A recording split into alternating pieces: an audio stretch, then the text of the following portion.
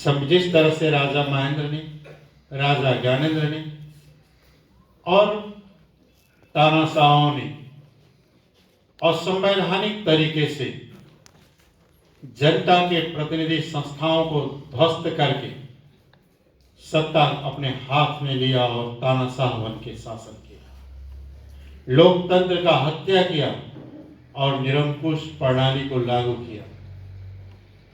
ओली भी सोच रहा है कि चलो भाई राजे महाराजे के ही रास्ते पे चलते चलते, यानी ओली जो है वो मार्क्सवादी नहीं है, साम्यवादी भी नहीं है। उनका दर्शन, चिंतन और कार्यशैली जो है वो महेंद्रवादी है, निरंकुशवादी है, नस्लवादी है। और उन्होंने असंवैधानिक कदम उठा करके, इसलिए वह चुनाव करवाने के लिए नहीं उठाया, इसके मकसद है कि अभी संसद को समाप्त करो, फिर आगे बढ़ेगा, वो प्रदेश सभा को समाप्त करेगा और वो समाप्त करते कुछ आंदोलन वगैरह दिखाई देगा तो इमरजेंसी लगाएगा, इमरजेंसी से नहीं संभलेगा तो आर्मी को देगा और आर्मी जो वर्तमान संविधान है उसे भंग करके वह आगे बढ़ेगा।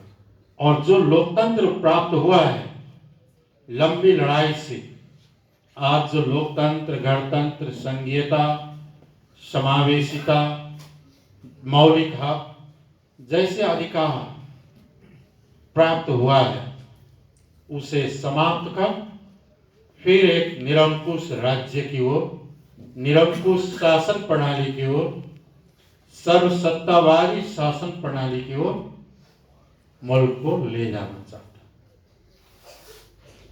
इसका मनसाय वो है। और उसके बहाना क्या हुआ कि हमारे पार्टी में झगड़ा हुआ। अरे सबसे ज्यादा झगड़ा विवाद होने का जगह ही राजनीति है। जब भी जिस भी युग में जहां भी पार्टी में विवाद नहीं होगा, राजनीतिक विवाद नहीं होगा, कहां विवाद होगा? विवाद तो घर में भी होता है ना। कभी काल बाप बेटे के बीच में विवाद हो जाता है, कभी काल मियाँ बीवी के बीच में विवाद हो जाता है। तो विवाद को हल करते हैं कि घर में ही आग लगा देते हैं। ओली ने अपने पार्टी के अंदर के विवाद को समाधान करने के बजाय उन्होंने देश में ही आग लगा और देश को ही प्रतिगमन की ओर धकेल दिया। और इसमें पता नहीं शेर बहादुर देववा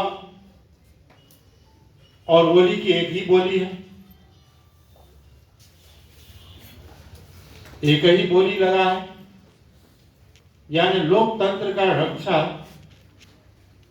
करने वाला, लोकतंत्र का वकालत करने वाला कांग्रेस भी अब ओली से कोई होता है ना, वो सियार, वो बैल के पीछे पीछे घूमता रहता, गिरेगा तो खाएंगे, गिरेगा तो खाएंगे। वही हाल शेर बहादुर का हो गया। ओली के पीछे पीछे लगा है, वो गिरेगा तो खाएगा, नहीं गिरेगा तो खाएगा। उसके लोभ में आज लोकतंत्र के पक्ष में भी खड़ा होने का कांग्रेस का स्थिति नहीं रहा। यानी आने वाले दिन में लोकतंत्र का रक्षा कांग्रेस से नहीं होगा। और कम्युनिस्ट में तो लोकतंत्र होता ही नहीं, वो भी नेपाली ब्रांड के, जो कम्युनिस्ट भी नहीं है, न नीति से, न चरित्र से, न व्यवहार से, न सिद्धांत से। कम्युनिस्ट का केवल मुखौटा लगाया है, मुखौटा लगा लिया है कम्युनिस्टों का, और धंधा कम्युनिस्टों का है। आज ही केसरी के शासन में आज बड़े बड़े कांड हुआ है, चाहे ओमनी कांड हो, वाइड बॉडी कांड हो, या वो नेपाल ट्रस्ट वाला कांड हो, या वो बालुआटार जमीन का प्रकरण का कांड हो, सारा के सारा कांड, या वो टेलीकॉम का कांड हो, एमसेल का कांड हो, सुन कांड हो, सारा कांड जो है ओली कामरेड के ही कार्यकाल में क्यों हुआ है? क्यों? क्योंकि कहने के लिए कम्युनिस्ट और धंधा और व्यवहार जो है वह अत्यंत भ्रष्ट तंत्र के रूप में, ओली तंत्र भ्रष्ट तंत्र के रूप में काम। इससे निजात पानी। और अभी की संविधान के विषय में आते हैं हम लोग, तब इसके पीछे लौटेंगे। अभी के संविधान को हम लोगों ने, संविधान में त्रुटि है, गलती है, इसलिए गलत संविधान मत बनाओ कह के हम लोगों ने लड़ा। संविधान सभा से सड़क तक लड़ाई की। उस लड़ाई के वजह से भी इतना तक का संविधान आया, वरना ये नहीं आता। और अभी के संविधान में कुछ महत्वपूर्ण बातें भी है, जैसे संघीयता नाम मात्र का सही, गणतंत्र, जनता में सार्वभौम सत्ता संपन्न जनता, मौलिक हक, समावेशिता, ये महत्वपूर्ण पक्ष इस संविधान में भी है। ये हमारी संघर्ष का उपलब्धि है, इसे हम लोग अपने संघर्ष का उपलब्धि मानते हैं। लेकिन यह संविधान में कई गलत प्रावधान हैं। निर्वाचन प्रणाली गलत है, शासकीय स्वरूप गलत है, समानुपातिक जनसंख्या के आधार पर, सामुदायिक या जातीय जनसंख्या के आधार पर समानुपातिक प्रतिनिधित्व की व्यवस्था नहीं है, बहुभाषिक नीति नहीं है, हमारी भाषा और पहचान की मान्यता देने की बात नहीं है।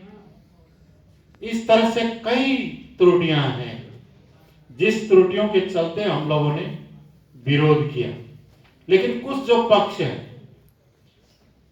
कुछ पक्ष अच्छे भी हैं, तो हम लोगों ने कहा जो प्राप्त हुआ है, जो पक्ष है, उसका रक्षा होनी चाहिए, और जो त्रुटियां हैं उसे संविधान को संशोधन करके, परिमार्जन करके, पुनर्लेखन करके उसे सुधारना होगा।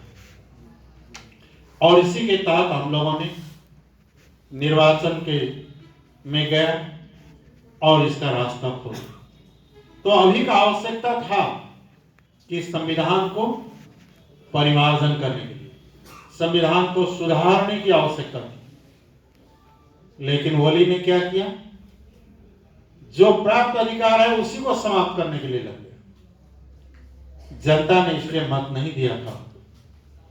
ओली का भूमिका वो पुराण में जो है भस्मासुर के जैसा, ये बहुत बड़ा भस्मासुर निकला है ओली। तो इसने जनता से मत लिया और जनता के अधिकार को ही ध्वस्त करने पे तुल गए।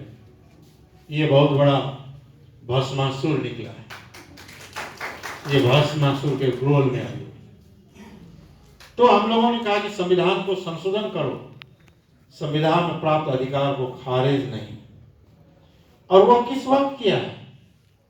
जब सारा दुनिया, नेपाल भी कोविड-19 यानी कोरोना से लड़ रहे। कोरोना के चलते गरीब लोगों का रोजगारी गया, स्वास्थ्य उपचार का अभाव है, जीना कठिन हो रहा है गरीबों का।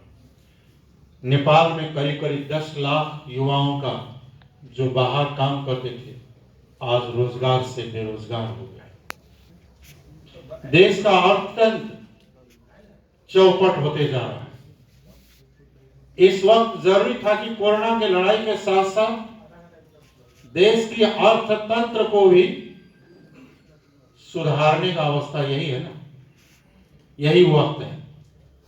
और बहुमत की सरकार, अत्यधिक बहुमत की सरकार थी, स्थिर सरकार, आर्थिक सुधार, कृषि सुधार, शिक्षा में सुधार, स्वास्थ्य में सुधार, पर्यटन में सुधार करते हुए देश को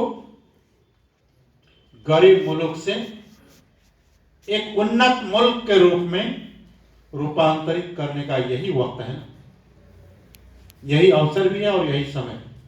ऐसे समय में जब मुल्क को तरक्की की ओर ले जाना चाहिए था, भस्मासुर ने क्या किया? सारा चौपट कर दिया और मुल्क के अर्थतंत्र को धराशायी करने में